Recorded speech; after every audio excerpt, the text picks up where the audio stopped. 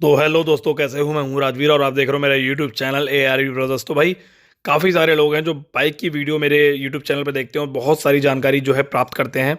पर काफ़ी सारे ऐसे लोग हैं जो मेरे यूट्यूब चैनल को सब्सक्राइब नहीं करते हैं।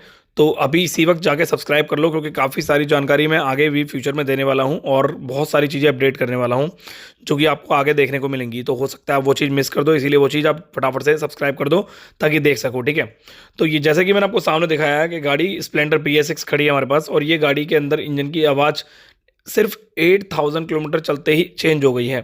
मैं आपको इसकी आवाज़ सुनाऊंगा और आपको इसकी टाइम इंजन की पूरी जानकारी दूंगा ताकि टाइम इंजन के छोटे छोटे पार्ट्स के बारे में आपको समझ में आ सके, टाइम इंजन की टाइमिंग क्या होती है, और छोटी छोटी चीज़ों के बारे में बताऊंगा जो कि आपको पता होना चाहिए। अगर आप मेरी वर्कशॉप पे आके विजिट करना चाहते हो या फिर मेरी वर्कशॉप पे काम करवाना चाहते हो अपनी मोटरसाइकिल का, तो आप आ सकते हो। उसका एड्रेस और डिस्क्रिप्शन में फ़ोन नंबर सब कुछ और गूगल लोकेशन लिंक सब कुछ दे रखा है। और दोस्तों, कमेंट करके बताना मेरे को कि आपके पास अगर कोई BS6 स्प्लेंडर गाड़ी है तो वो कितने किलोमीटर चल चुकी है जब से आपने परचेस करी, जब से खरीदी है। और अभी अगर वो चल चुकी है, जैसे मान लो 20,000 किलोमीटर चल चुकी है, तो उस 20,000 किलोमीटर के दायरे में आपने कितना कुछ चेंज करा दिया है, जरा ये बात मुझे कमेंट करके जरूर बताना। उसके बाद मैं आपको नीचे कमेंट में रिप्लाई करने की पूरी कोशिश करूंगा और आपको आपके जवाब दूंगा। उससे पहले मैं इस गाड़ी को खोलूँ तो सबसे पहले इसकी इंजन की आवाज़ आपको सुना देता हूँ मैं। उसके बाद मैं इस गाड़ी का मैग्नेट कवर खोलूंगा, ठीक है। तो आइए फटाफट सुनते हैं इसकी आवाज़, स्टार्ट करते हैं गाड़ी।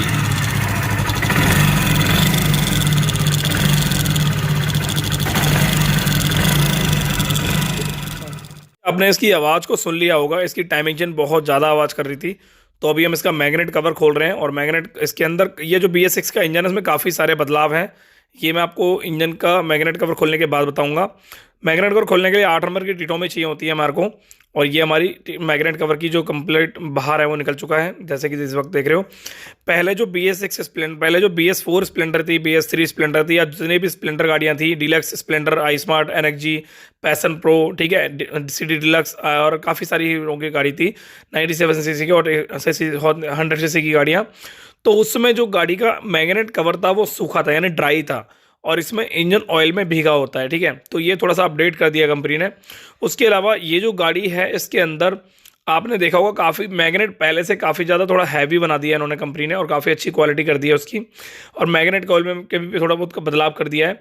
अगर मैग्नेट खोलने के लिए आपको पूलर की जरूरत पड़ती है, सुपर स्प्लेंडर गाड़ी का मैग्नेट इसके अंदर लगता है, मैग्नेट पूलर, और लॉक प्लास के जरिए अपनी पूरी कंप्लीट सेल्फ चैन को बाहर निकालने। ये देखिए, ये है हमारा टाइम इंजन का पूरा पैटर्न, और ये है हमारा मैग्नेट कवर का पार्ट वाला हिस्सा, ठीक है। ये है हमारा टाइमिंग चेन स्पॉकेट वाला पार्ट, जिसमें हमारा टाइमिंग चेन स्पॉकेट लगा हुआ है और टाइमिंग आउट हो रखी है। टाइमिंग के बारे में भी काफ़ी सारी चीज़ें आपको मैं शेयर करूंगा जो कि आपको पता होनी चाहिए, बहुत ज़्यादा ज़रूरी होती हैं वो चीज़ें। और ये हमारा है 14 नंबर का, 14 नंबर का नट बोल्ट, मतलब बोल्ट एक तरह से ऑयल पंप बोल्ट है ये। इसमें से स्प्रिंग निकल जाए तो इसकी भी पूरी डिटेल मैं दूंगा आपको। ये है ऑयल पंप रॉड, इसकी भी पूरी डिटेल दूंगा आपको मैं, ठीक है। इसके अंदर एक और बदलाव किया गया इसके इंजन में। वो बदलाव कौन सा है? वो मैकेनिकों के लिए बहुत ज़्यादा फायदेमंद है वो बदलाव, क्योंकि काफ़ी सारे मैकेनिक इसके पहले वाले मॉडल में, यानी BS3 और BS4 में, टाइमिंग चेन डालते समय बहुत ज़्यादा परेशान होते थे और बहुत टाइम लगता था और बहुत लेबर भी बहुत ज़्यादा एक्स्ट्रा लग जाती थी, जिसकी वजह से कंपनी ने वो बदलाव भी कर दिया इसके अंदर। वो क्या बदलाव किया ये मैं आपको आगे बताऊंगा। पहले मैं इसकी टाइमिंग चेन बाहर निकाल लेता हूँ और उसके बाद आपसे आगे इस टाइम इंजन के बारे में शेयर करता हूँ। उससे पहले मैं बता देता हूँ खर्चे के बारे में। देखो यार, नॉर्मली BS4 BS3 की टाइम इंजन की किट जो आती थी वो 330 340 मैक्सिमम 350 रुपये की आती थी, ठीक है। और अगर BS6 की बात की जाए तो इसके आसपास ही आती है, एग्जैक्टली मैं आपको नहीं बता सकता, बट ये कि 100 150 के आसपास का अंतर है, ठीक है। अब बात करें इसके, और ये मैं जो रेट बता रहा हूँ ये अलग अलग जगह के अलग अलग रेट है, हर दुकान का अलग अलग रेट होता है, और इसमें लेबर जो है वो अलग होती है, ठीक है।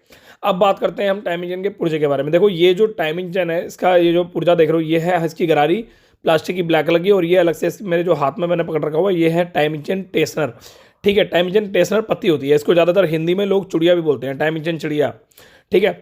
अब ये जो रबड़ आप देख रहे हो गोल गोल, ये पहले क्या होता था, पहले जितनी भी स्प्लेंडर गाड़ी थी उन सभी गाड़ियों की गरारी अलग होती थी, और ये जो है इसमें फिक्स कर रखी कंपनी ने, ये निकल नहीं सकती। अब मैं आपको बताता हूँ, देखो ये जो है कायदे में, ये जो है कायदे में, देखो जैसे मान के चलो गाड़ी का इंजन ऑयल थोड़ा सा कम हो गया, ठीक है, और वो गाड़ी रोड पर चल गई, तो वो क्या होगा, इंजन ऑयल कम होने की वजह से ये जो है पुर्जा ब्लैक कलर की रबड़ जो देख रहे हो ये ड्राई हो जाएगा, और ड्राई होने से क्या होगा, ये बहुत ज़्यादा हीट होने की वजह से हार्ड हो जाएगा। अब जब हार्ड होगा तो ये ख़राब हो जाएगा, उससे हमारी टाइमिंग चेन पे फ़र्क आएगा। अब ये जो लोहे का पार्ट है, BS3 गाड़ी में क्या होता था, जो लोहे का पुर्जा यानी कि लोहे की चुड़िया जो है वो अलग आती थी, और रबड़ यानी कि गरारी जो है वो अलग आती थी। इसको बोलते थे छोटी गरारी, और एक और गरारी होती थी जिसके बारे में मैं आपको आज आगे बताऊंगा।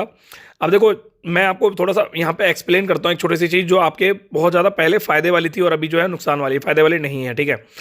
चुड़िया जो है अलग से मिल जाती थी, उसकी अलग कॉस्टिंग थी। रबड़ जो है, ये जो गरारी है, ये अलग से मिल जाती थी, इसकी अलग कॉस्ट थी। अब अगर रबड़ खराब होती है तो भी चुड़िया डलेगी, और अगर चुड़िया खराब होती है तो रबड़ और चुड़िया दोनों डलेंगी।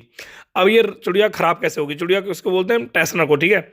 ये वीडियो में स्किप मत करना, नहीं तो ध्यान नहीं आएगी वीडियो। ये जो मेरे हाथ में स्प्रिंग लगी हुई है, काफ़ी सारे लोग मैकेनिक जितने भी हैं, आवाज़ को बंद करने की वजह से टाइम इंजन की, वो ये वाली स्प्रिंग डाल देते थे, हार्ड वाली। अब इस सॉफ्ट वाली स्प्रिंग को निकालने से हार्ड वाली स्प्रिंग डालने पर हमारी गाड़ी की टाइमिंग चेन खराब होती है तो भी वो आवाज़ करना बंद कर देती है, क्योंकि वो स्प्रिंग से हार्ड हो जाती है, ठीक है। अब ये जो मेरे हाथ में रॉड है, ये ऑयल पंप रॉड है। अगर इसके नीचे मैं हार्ड वाली स्प्रिंग लगा दूंगा तो ये बहुत तेज़ी से आगे की तरफ बढ़ेगी। और जब इसकी मतलब जो पुश रोड जिसको बोलते हैं, ये पुश रोड अगर सॉफ्ट वाली स्प्रिंग की वजह से सॉफ्ट रहेगी और ऑयल की प्रेशर से ये बहुत तेज़ी से काम करेगी, जिससे हमारी आवाज़ नहीं आएगी। बट अगर वहीं पर मैंने इसमें हार्ड वाली स्प्रिंग डाल दी तो वहाँ पर ये ऑयल की सप्लाई से नहीं, सिर्फ स्प्रिंग की तेज़ी से, मजबूती से ये आगे बढ़ेगी। और ये चिड़िया जो होती है इससे अटैच होती है इस तरीके से। अब ये जो अटैच होती है, इसमें क्या होगा, जब हार्ड वाली स्प्रिंग लगेगी तो ये रबड़ को फाड़ देगी, काट देगी। ये रबड़ काटने के बाद, इतनी तेजी से इसके अंदर कट कट के आवाज़ खराब हो जाएगी एक तरह से। तो मैं इसकी आवाज़ भी सुनाता हूँ वहाँ पे आपके मतलब पहले आपको आगे, कि इसकी आवाज़ आखिर आएगी कैसे। तो सुनो इसकी आवाज़।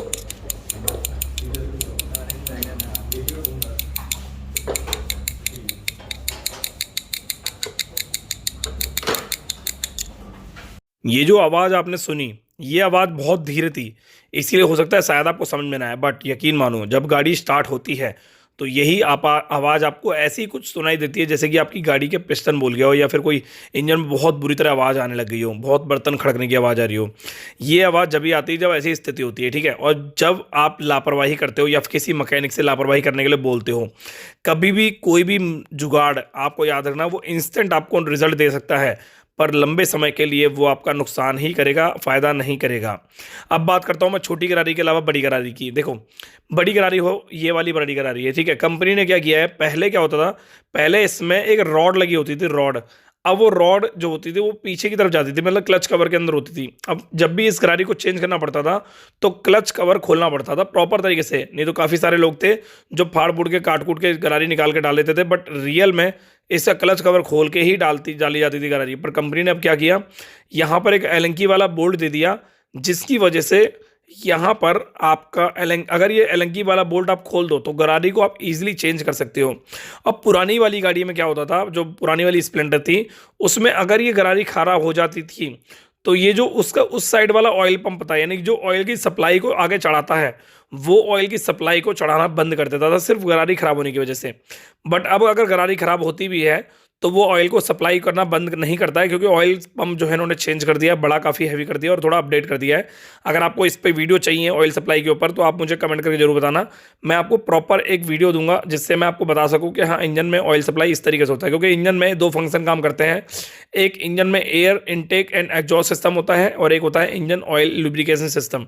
आखिर इंजन ऑयल लुब्रिकेशन कैसे होते हुए किस तरीके से होता है, ताकि हमें इंजन की आगे मतलब क्षमता को बढ़िया तरीके से बना सकें, बेहतरीन बना सकें। अब ये है मेरे हाथ में रोलर, ये होता है हमारा रोलर, ठीक है। एक तरह से ये वाली जो गरारी है, ये वाली गरारी बिल्कुल सेम है, BS3 BS4 वाली BS6 वाली गरारी, तीनों की तीनों सेम गाड़ी की गरारी हैं। बट अगर बात की जाए जिसका इंजन जो है खड़ा हुआ इंजन है जिसका, उसकी गरारी जो है बिल्कुल अलग है, उसमें ये वाली गरारी नहीं दे रखी, ठीक है। अब ये क्या है, ये है सेल्फ चेन गाइड, इसको बोलते हैं सेल्फ चेन गाइड। इसमें पहले क्या होता था, पहले एकदम सीधा होता था ये, अब कंपनी ने थोड़ा टेढ़ा करके फोल्ड कर दिया, इसको थोड़ा सा ऊपर की तरफ दे दिया है, जिसकी वजह से हमारा ये फ़ायदा होता है कि जो सेल्फ की चेन होती है, जब हम गाड़ी में सेल्फ चेन मारते हैं तो ये जो सेल्फ चेन होती है थोड़ा लूज होती है, जैसे हम सेल्फ मारते हैं तो झटका लेती है, तो वो झटका जो है वो सेल्फ चेन इस गाइड पे लगा लेती है इस तरीके से। ये देखो ऐसे करके, अगर ये सेल्फ या जो गाइड है, चेन का गाइड है, खराब हो जाएगा, कट जाएगा, तो हमारी गाड़ी का जो इंजन चैम्बर है वो टूट जाने के चांस होते हैं, खराब होने के चांस होते हैं, कट जाने के चांस होते हैं। तो कुल मिला के ये ना खराब जल्दी हो जाता है, ठीक है। तो इसके लिए हमने कंपनी ने सेल्फ चीज चेंज मतलब एक तरह से दी जाती है, ठीक है, और कोई ऑप्शन नहीं होता इसके अलावा। अब बात करते हैं इसका टाइमिंग चेन का, टाइमिंग का, ठीक है। मान लो टाइमिंग चेन आप डाल रहे हो, तो टाइमिंग चेन डालते समय आपकी केम शाफ्ट फ्री होनी चाहिए। ये देखो ऐसे फ्री होनी चाहिए केम शाफ्ट, ठीक है, इस तरीके से टाइट नहीं होनी चाहिए। अगर टाइट होगी तो और टाइमिंग आपने मिला दी तो आपकी गाड़ी का नुकसान हो सकता है, बहुत ज़्यादा वाल टेढ़े भी हो सकते हैं, ठीक है। अब ये पॉइंट आप देख रहे हो, ये पॉइंट जो है, ये वाला पॉइंट इस वाले पॉइंट से अटैच होना चाहिए, इस वाले पॉइंट से। जब आपकी टाइमिंग चेन आपने मिलाई हो, ठीक है, इस तरीके से होना चाहिए, और आपकी केम शाफ्ट फ्री होनी चाहिए। ये दो चीज़ें बहुत ज़्यादा ज़रूरी हैं। तीसरी चीज़, आपकी क्रैंक एकदम पिस्टन टॉप पे होना चाहिए। देखो पिस्टन होता है टीडीसी, एक होता है BTC. BTC bottom dead centre, TDC top dead centre. जो पिस्टन जो है, जब भी आप गाड़ी की टाइम चेन फिट करो तो आपका पिस्टन टीडीसी यानी टॉप डेड सेंटर पे होना चाहिए। तो ये इंजन तो खोल के पता लगेगा आपको वैसे, तो उसके लिए आपको आसानी क्या है, आप मैग्नेट के ऊपर टी वाला पॉइंट देख सकते हो। क्रैंक को ऊपर करो, ठीक है, और मैग्नेट को अंदर फंसाओ और चेक करो क्या आपके मैग्नेट में टी वाला पार्ट दिख रहा है, नहीं दिख रहा, तो उसको बोलते हैं टॉप डेड सेंटर। तो आपको मिलते हैं नेक्स्ट वीडियो में। ये वीडियो कैसी लगी है मुझे कमेंट करके जरूर बताना। चैनल सब्सक्राइब जरूर करना, और मिलते हैं मेरी वर्कशॉप में। अगर आपकी कोई दिक्कत हो तो आइए।